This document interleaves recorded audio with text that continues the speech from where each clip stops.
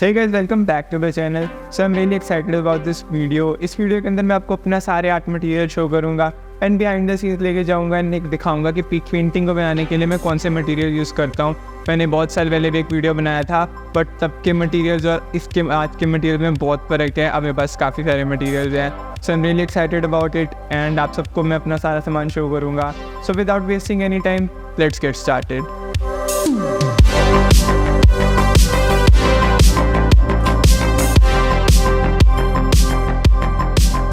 सो guys, यहाँ पर है मेरी सारी पेंसिल कलर्स एंड यहाँ पर मेरे पास काफ़ी सारे डिफरेंट ब्रांड के पेंसिल कलर्स हैं।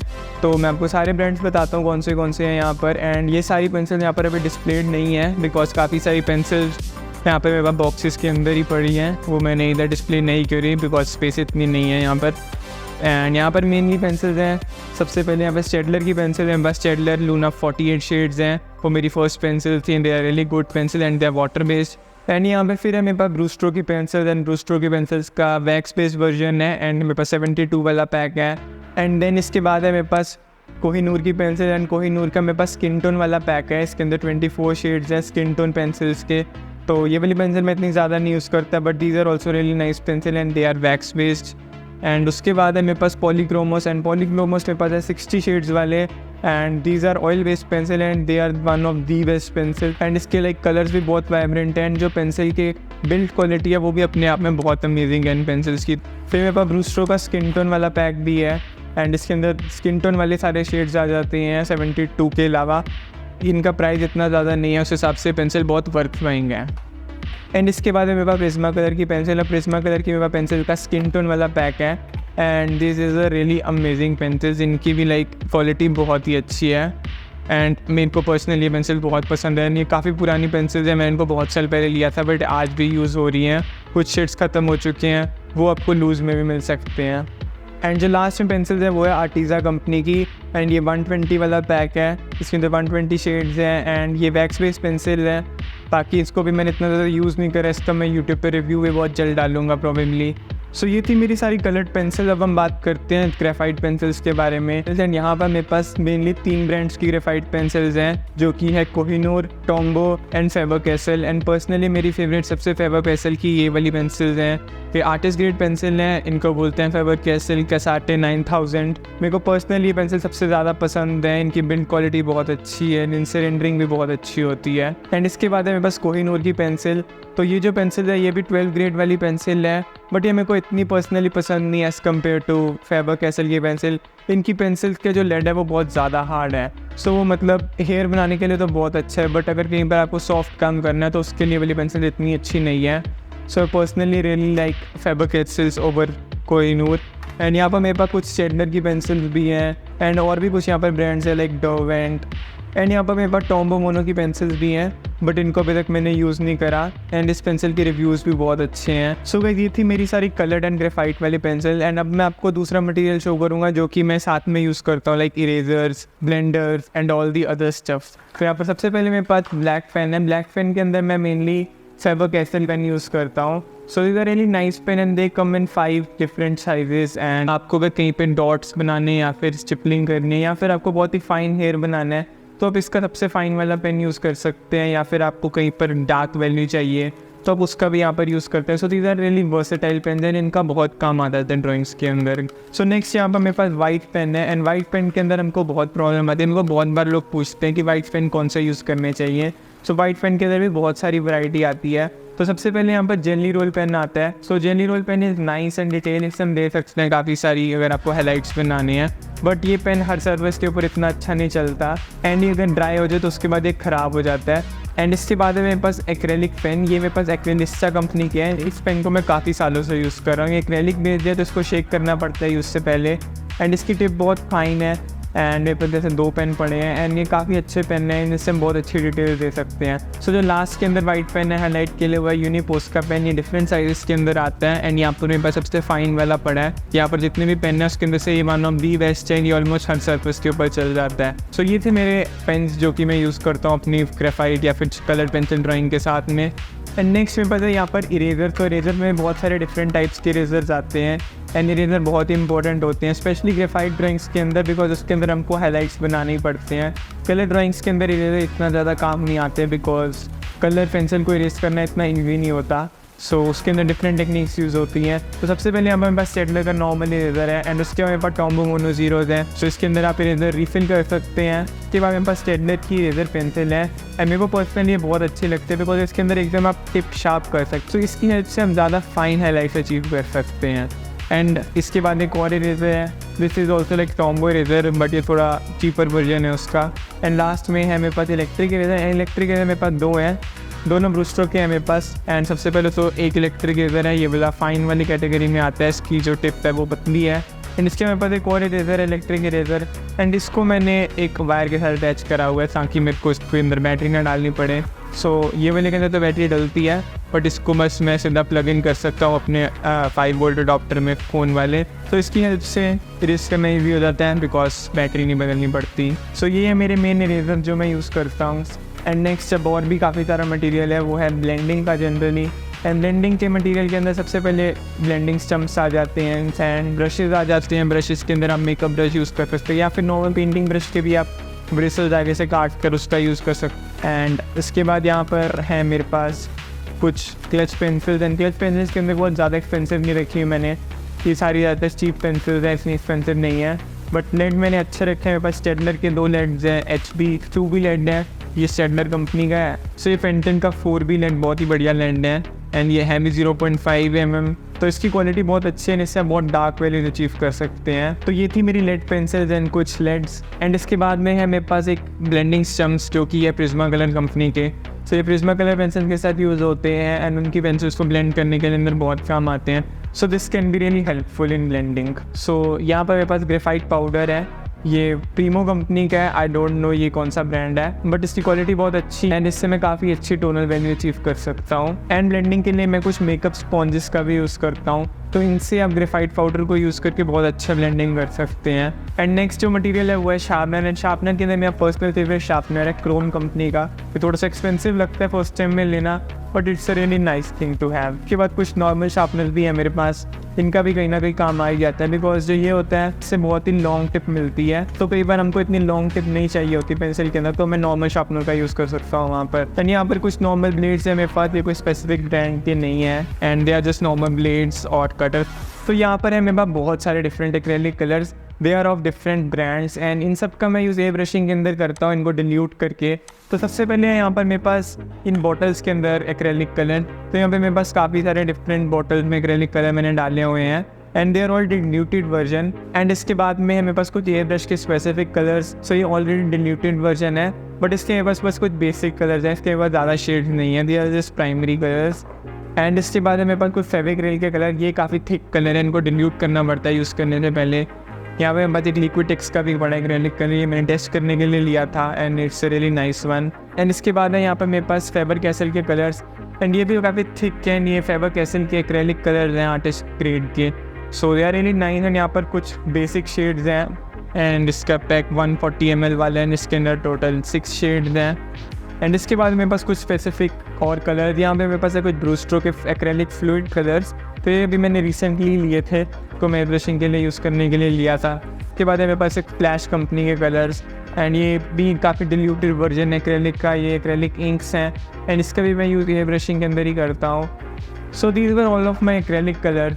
सो नेक्स्ट हम देखेंगे oil colour. Then oil colour के अंदर भी सबसे पहले फेबर कैसल के ऑयल कलर्स हैं, दीज आर 24 शेड्स एंड ये ऑयल कलर छोटे ट्यूब्स में आते हैं, then they are 9 ml tubes and इसके अंदर काफ़ी डिफरेंट शेड्स मिल जाएंगे आपको। कैमल के अंदर आपको इतने शेड्स देखने को नहीं मिलते जितने फेबर कैसल के अंदर मिल जाते हैं। एंड इसके बाद है मेरे पास कुछ और कंपनी के ऑयल ट्यूब, तो सबसे पहले मेरे पास कैमल की ऑयल ट्यूब्स भी हैं, तो यहाँ पर मेरे पास कैमल के पास छोटा वाला पैक था जिसके अंदर अराउंड 12 शेड्स होते हैं। नेक्स्ट है हैविस डेलरॉनी के कलर, यहाँ पर मेरे पास बहुत सारे शेड्स तो नहीं है but I got a few shades, इसके अंदर मेरे पास कुछ फ्लैश टोन्स हैं, वाइट है एंड इसके कलर्स काफ़ी rich and vibrant as compare to Camel. So these were my oil colours and हम नेक्स्ट देखते हैं ब्रशेस को। एंड ब्रशेस के अंदर हम सबसे पहले एयर ब्रशिंग के बारे में बात करेंगे, मैं आपको अपनी एयर ब्रशेस शो करूँगा एंड अपना कंप्रेसर भी शो करूँगा जब मैं यूज़ करता हूँ ब्रशिंग के लिए।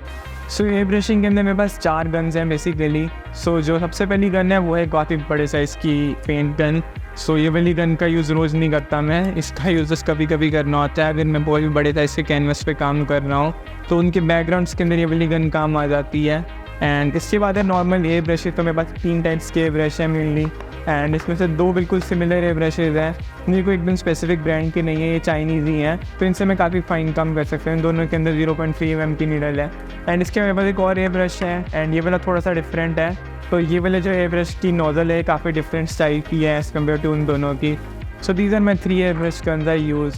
एंड इसके बाद मैं अब आपको अपना कंप्रेसर शो कर देता हूँ जो मैं यूज़ करता हूँ।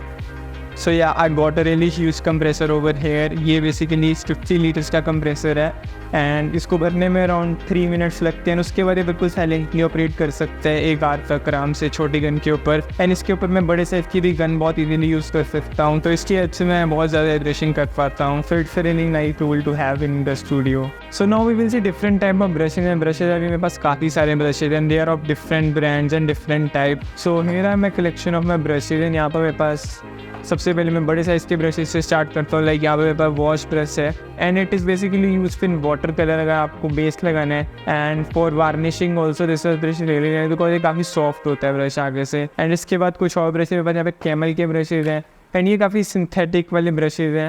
दे are not the best brushes and मेरे को पर्सनली इतने अच्छे नहीं लगते। They are not very good for realistic work, से आप इम्प्रेशनिज्म वाला काम ज़्यादा अच्छा कर सकते हैं। सो ये मेरे को पर्सनली इतने अच्छे नहीं लगते। Then I have Brustro brushes. So these are synthetic brushes but they are really soft and इससे हम बहुत ही बढ़िया काम कर सकते हैं। एंड मेरे पास इन ब्रशेज का पूरा सेट है।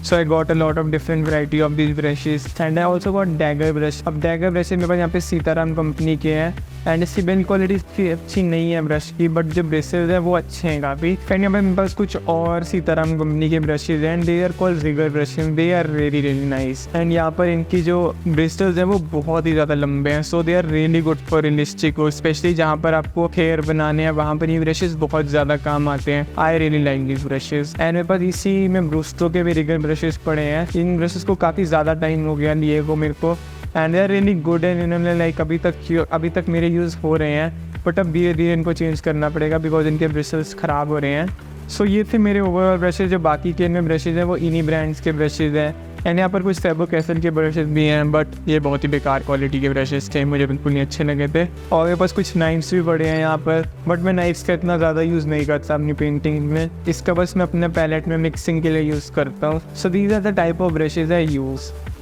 सो now we will see paper. अब पेपर बहुत डिफरेंट टाइप्स के आते हैं, एंड हर काम के हिसाब से डिफरेंट पेपर यूज़ होता है। तो सबसे पहले मैं आपको कलर पेंसिल के लिए पेपर बताता हूँ जो मैं यूज़ करता हूँ। तो आजकल मैं यूज़ करता हूँ स्टैम्पमोर का ब्रिस्टॉल बोर्ड, जो कि काफ़ी स्मूथ पेपर है, एंड इसके ऊपर हम कलर पेंसिल से बहुत अच्छी डिटेल अचीव कर सकते हैं। सो ये A4 साइज़ का मेरे पास पेपर है यहाँ पर अभी, इसका GSM 270 है। सो लाइक इस पेपर के ऊपर आप जितनी मर्जी लेयरिंग कर लो इस पेपर को कुछ नहीं होगा, and it's a really high quality paper. तो ये वाला जो पेपर है ये वेलम सरफेस वाला पेपर है, एंड इसके ऊपर बहुत थोड़ा सा टेक्सचर है, ऑलमोस्ट ये स्मूथ ही है पेपर। पर लेकिन जो यहाँ पर मेरे पास एक और पेपर है, ये भी ब्रिस्टॉल कैटेगरी का ही है, इसका नाम है ब्रिस्टॉल स्मूथ सरफेस। ये वाला बहुत ज़्यादा स्मूथ है, एकदम अल्ट्रा स्मूथ पेपर है, एंड इसके ऊपर अगर आप ग्रेफाइट से काम करोगे तो आप बहुत बढ़िया डिटेल्स अचीव कर सकते हो। तो it's also really amazing paper, ये बहुत ही स्मूथ और हाई क्वालिटी का पेपर है। एंड इसके बाद फिर से मेरे पास एक और ब्रिस्टॉल बोर्ड का है, बट लेकिन ये थोड़ा सा चीप हो जाता है। अब ये ब्रूस्टो कंपनी का पेपर है, अब ये दोनों ब्रिस्टॉल की कैटेगरी में ही आते हैं, बट लेकिन ये अब स्ट्रैथमोर का होने की वजह से थोड़ा सा एक्सपेंसिव है, एंड ये वाला थोड़ा सा चीपर वर्जन है उसी का।